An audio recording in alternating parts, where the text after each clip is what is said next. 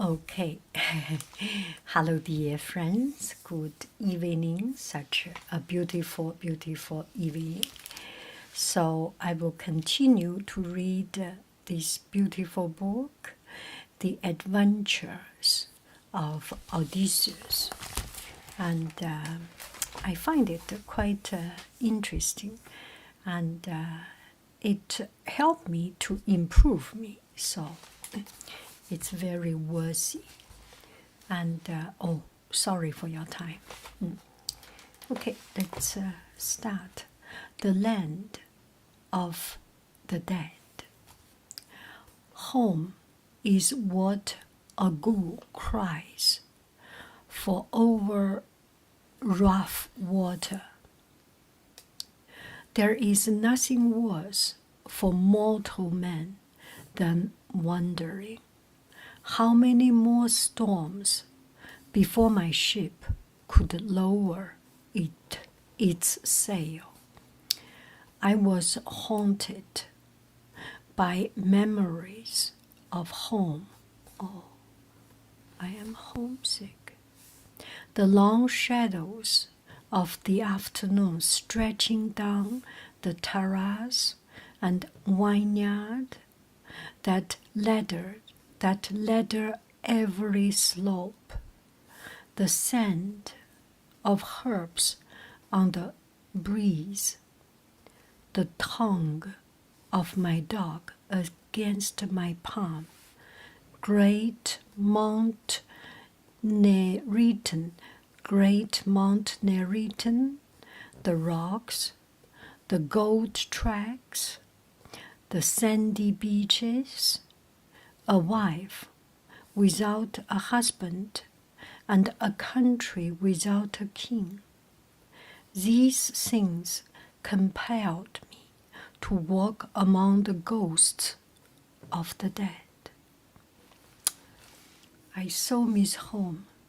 If not for my beautiful home, for my beautiful family, I would not have to go to the underworld to go with the ghosts of the dead. Circe gave us provisions and blankets. We soon discovered their purpose. The further north we sail, the colder it becomes. One morning, when we woke, we could see our breath curling from our lips and our nostrils in a shiver, in a silver mist. A few days later, we saw shards of ice hanging from the mast and the rigging.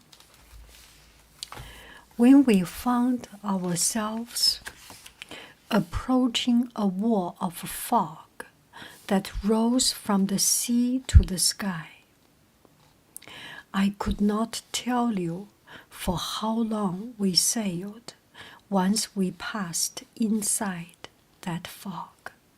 Day and night had no meaning.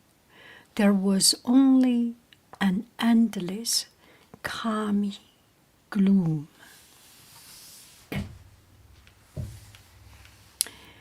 The prow of the ship hit a sandbank.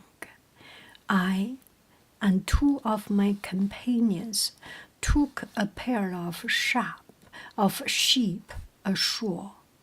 We set off. The further we walked, the more uneasy we felt. Everything was infected with the grayness of the mist. It's all foggy and it just does not feel right. All color bled from our clothes and our skin. My companions became shifting forms in the fog beside me. My thoughts, too, became gray, sluggish, stupid, lumpen. Every doubt and regret I have ever felt crowded in my mind, each with its own persuasive voice. All my old wounds ached. Every step took a little more effort. It was as if we were wading against the current of an ocean we couldn't see. So they were walking on the island, and it was misty, foggy, gray. They could not see anything because they are going to the underworld.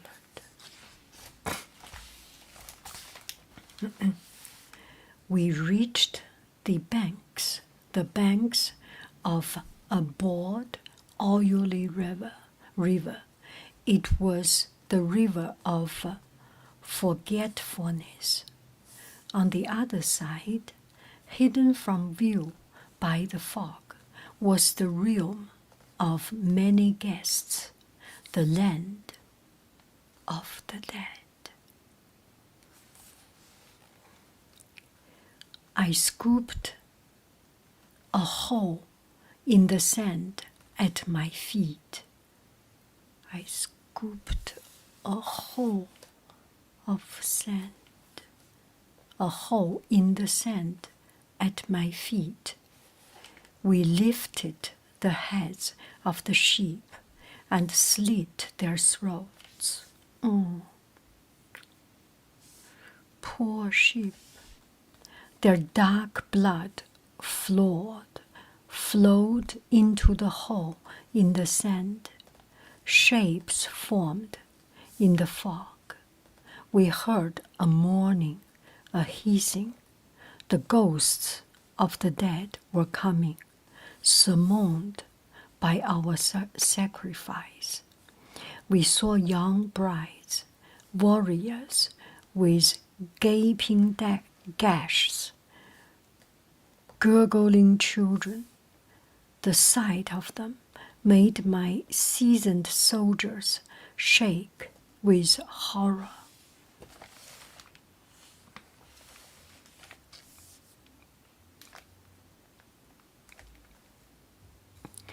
Most of the spirits of the dead have lost all memory of their previous lives. They are stupid, hungry wraiths until they can drink the blood of a mortal sacrifice. They long to remember their lives.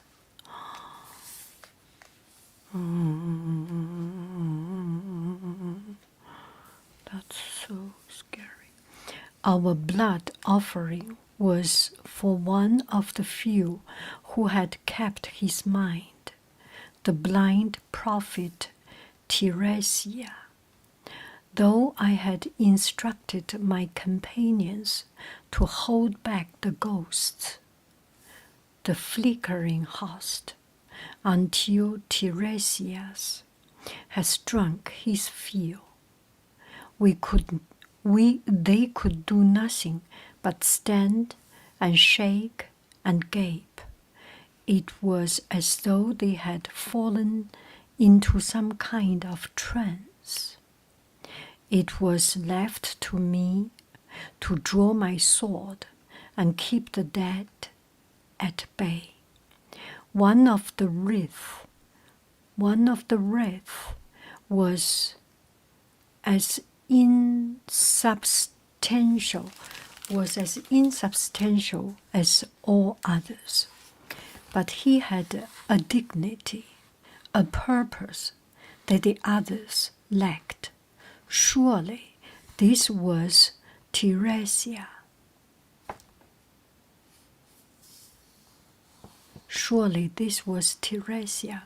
I guided him with the sound of my voice towards the pool. He cupped his hands and drank. His white eyes twitched in their sockets.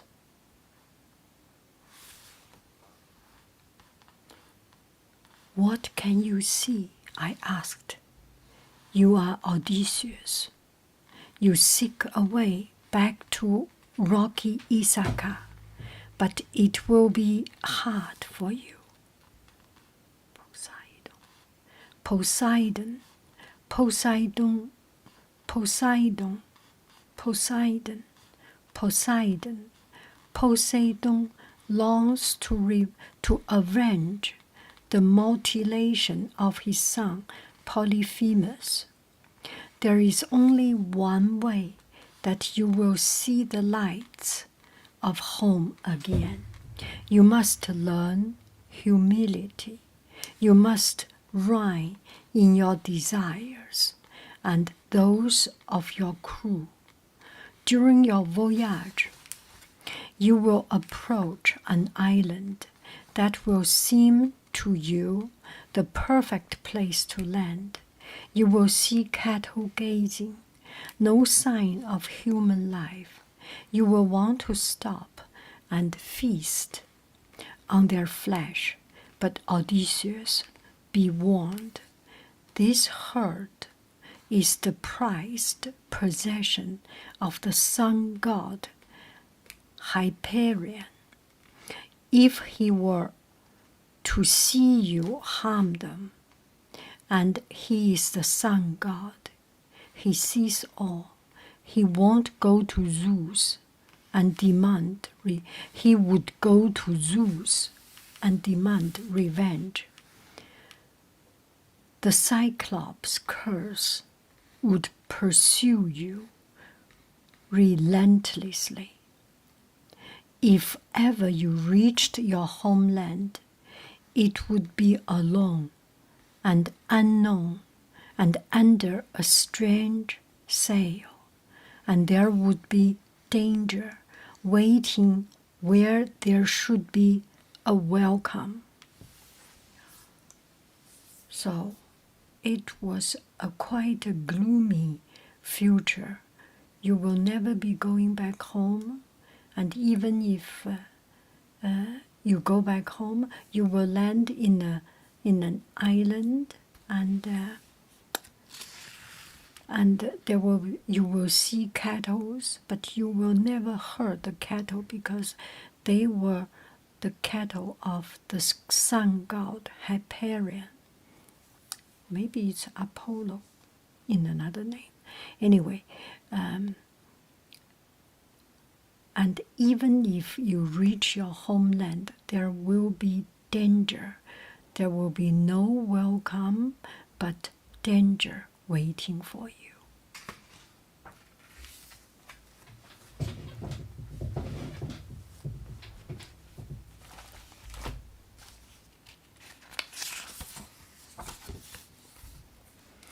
If you can overcome this danger, there is another journey you must take. You must put an oar on your shoulder and walk inland, leaving behind everyone, everything, everywhere you know. At last you will reach a crossroad. There is a man will stop you and gaze in wonder at the oar. He will ask you what it is, whether it is some kind of a winnowing fan for separating the grain. There is a place where they do not know what an oar is, because they do not know what the sea is. This is a place where you truly are nobody.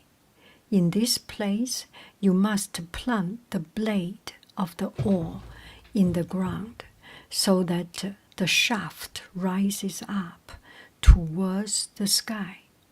Make a sacrifice to great Poseidon of a ram, a bull, and a feeding boa.